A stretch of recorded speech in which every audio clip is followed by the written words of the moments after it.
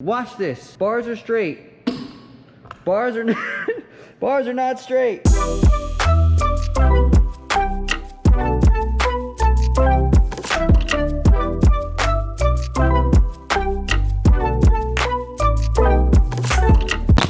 Okay, so as you guys remember, I just got the scooter. I made a video about it yesterday. If you guys missed it, you can click the card right there. Go check it out. This is the $10 NV Complete Scoot that I got at the thrift shop. And I told you guys that I was gonna try to ride it, and I was not lying. Today is that day. But my plans for this scooter are not to ride it as if I were to ride my normal scooter like this one right here. This is my normal AOSV4 Complete Scoot. Obviously it has a lot of very, very strong parts on it. This is the scooter that I ride on a day-to-day basis. This one is 7 or 8 years old as it is, and it is not something that I would personally ride on a day-to-day basis like mine because of the fact that this is a freaking gem. The fact that I'm riding this right now is surprising me just as I talk about it. But the wheels on here are not original NV wheels, and these are just gonna fall apart and explode regardless. So I don't have original blunt / NV wheels as it is right now, but I'm gonna put my NV wheels that I ride right now that you would never have found on this scooter 7 or 8 years ago. I'm gonna put these wheels on this Complete so I can actually ride it and get around quickly enough to where I can do a couple tricks on this thing. These are the 120mm Lambo wheels. I love these wheels. I've been riding them forever. They're super light, they're really fast, and they're very much reliable. So it's a great wheel. You guys should get some. But the only thing that I'm worried about is I am not sure if this wheel is gonna fit on the Declare fork. This at one point would have been a 110mm wheel, and it looks like it has a little bit of room, as you guys can see right in there. It looks like it has a little bit of wiggle room in there so that I can maybe fit a bigger wheel, but I'm not 100% sure, but we're 100% about to find out.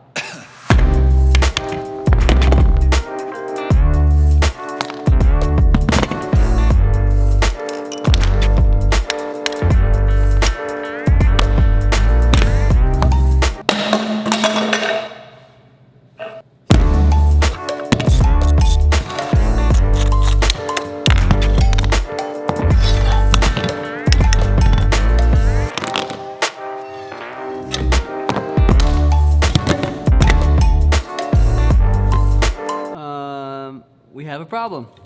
Exactly what I was afraid of. The 120mm wheels do not fit on the Declare fork. This is all the clearance I can get. And as you guys can see right here, like I can't push it up any further whatsoever. And that's as far as it will go. That's not enough clearance right there. There's obviously an axle, it's not gonna push through there because the bearing is in the way. So that means that we need to find some other wheels here at Scooter Zone. So to anyone that works here at Scooter Zone, I'm stealing wheels for the night. I'm sorry, but again, it's going to a good cause. Don't worry. So I don't run any of these wheels that they have in this case. I personally run NV wheels, but this is not technically the scooter that I ride every single day. So we're just gonna grab a couple wheels. This is actually my old signature wheel from Epic. We're gonna put this one on, and I'm gonna go with this red Epic wheel right here. They do not match. Oh, there's no bearings in there. And it's got a massive flat spot. That's an old blunt wheel. That's kind of something that I'm looking for the Complete, but not this color. I need a wheel with bearings. Is there literally no wheels with bearings in here? I mean, there are, but I need a 110. I'll use this one right here. This will work. I'll just put some bearings in there. Okay, so as it turns out, I'm just gonna use this wheel and an old Tanner Fox scooter wheel. These wheels will both fit because they're not 120mm. They're a little bit closer to the 100mm right here. Like, as you guys can see, it's a lot closer in size. So back to the montage.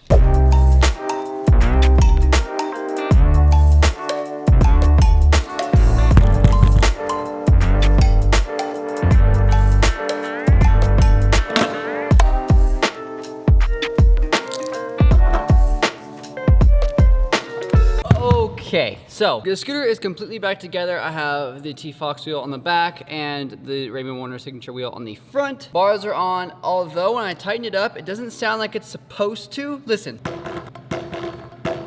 I mean, it's close, it's definitely close, but I feel like I need to tighten the compression a little bit more to make sure that it sounds like really, really good. So when I do ride it, I can get the correct data back on my own end. So I'm gonna take the scooter back apart really quick, tighten it up, make sure that it's perfect by the time that I'm actually riding. And then I really wanna see how this compares to a custom pro scooter like the one that I have right here. How does the 8-year-old antique $10 NV scooter ride against what would be about a $500 scooter? Now, I know how this scooter rides rides already. I know exactly how responsive it is when it comes to doing any kind of grinds, hill ups, things like that. So this is a little bit heavier, this scooter is, than mine because I do run aluminum bars. Back then, we did have aluminum bars, but not that many people rode them because we were all so into the whole strength factor as opposed to weight. But right off the bat, when I ride this scooter, I'll know what the pros and cons are. Everything will come straight to my mind and I'll be able to tell you guys for sure how it compares. But I'm gonna take this thing apart really quick and we'll be right back. Okay, so I did have the scooter tightened up a little bit, but now it doesn't sound very good anymore because of this issue. So watch this. Bars are straight. Bars are bars are not straight. I'm a little worried about that, but I'm just gonna, straighten them back out really quick.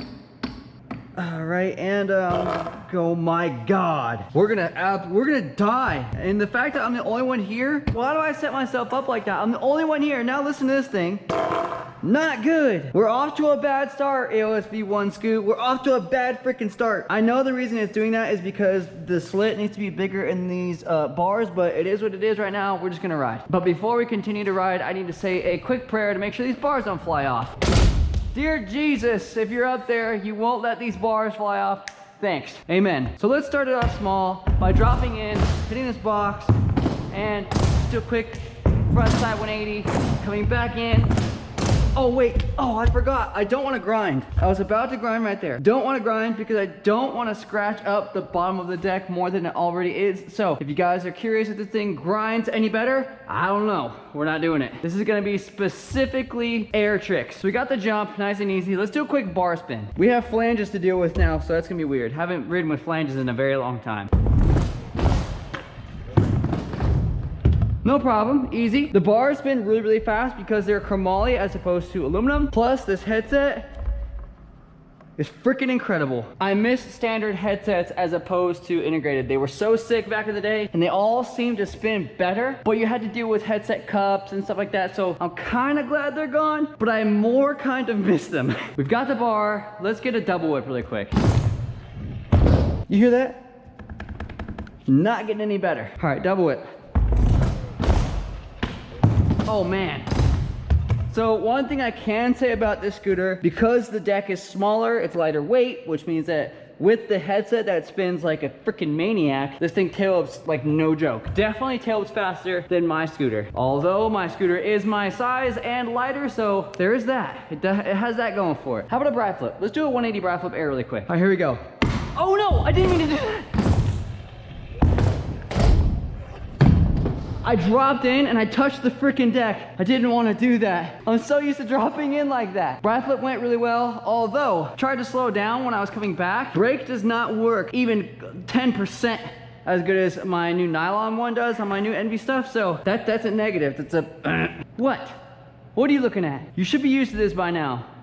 Marley, what do you think of the AOSV1 build? What do you think? Let us know. Okay, I can understand that. I can totally understand that. Okay. Bars are tightened all the way as much as I could get them. They're still moving a lot, but we have to do a 360 over the box, so let's go straight to the 3. Don't touch the freaking coping, Ray, you idiot. I'm just gonna roll in instead, like front side. All right, dropping in. Whoa! The bars are a lot shorter than mine, so going off of any jump is weird. I cannot believe I'm riding this scooter. Like, I'm stoked that I am, but I'm really upset with myself for riding it. Although I know when I redo this entire thing, which if you missed yesterday's video, I'm redoing this entire thing from top to bottom, redoing the paint on the bars, trying to get the sticker on the front, getting different wheels for it that would have come on the scooter, but I know I'm not gonna wanna ride it after I redo it, so riding it now is probably a better idea. All right, the back 3. I miss short bars, believe it or not. That might sound weird to some of you guys, but I do. Do you guys like how I literally didn't move any of the stuff? So let's jump the step up really quick, shall we? That's a freaking hole. God, again, I'm gonna ask you really quick, don't let these bars fly off when I go down this massive roll-in. I will be very thankful. Maybe I should start with the smaller one. Nah. It's not getting any tighter. It's getting way worse every second. So when I ride this step up, if I'm a little bit nervous on whatever scooter I'm going down on, which is definitely right now, I always go to the right more because it's way stronger because not that many people go in the center. So that's a little hack for you. And that'll work at any skate park. Just go down a spot where nobody else goes, and I can 1000% guarantee you it will be faster. Test that out here, trust me. Okay, bars, stay on, please. All right, dropping in.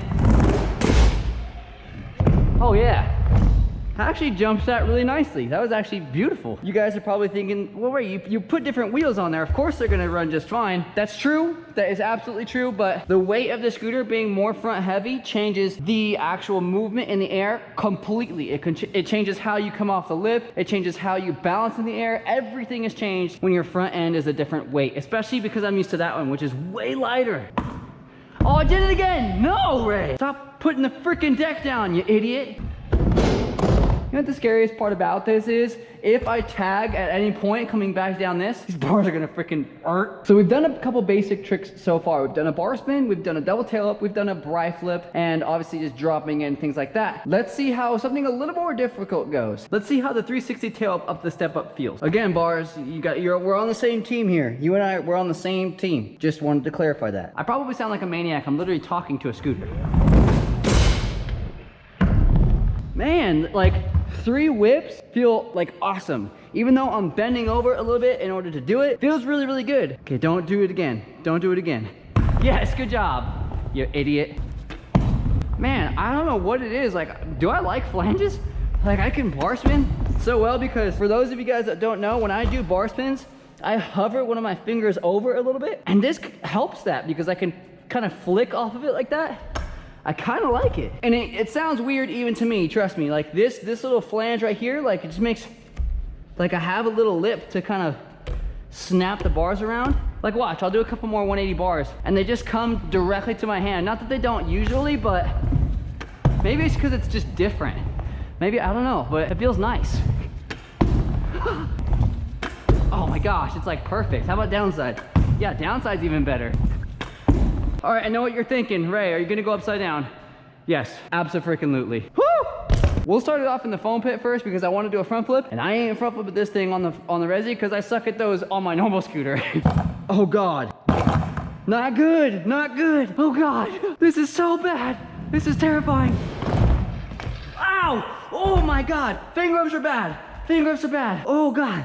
It's like freaking sharp. Oh, dude, my finger is literally numb. I just hit like I hit a vein. Oh my God, that hurts so bad. I just finger with a razor blade. Oh, I'm sorry, but whatever.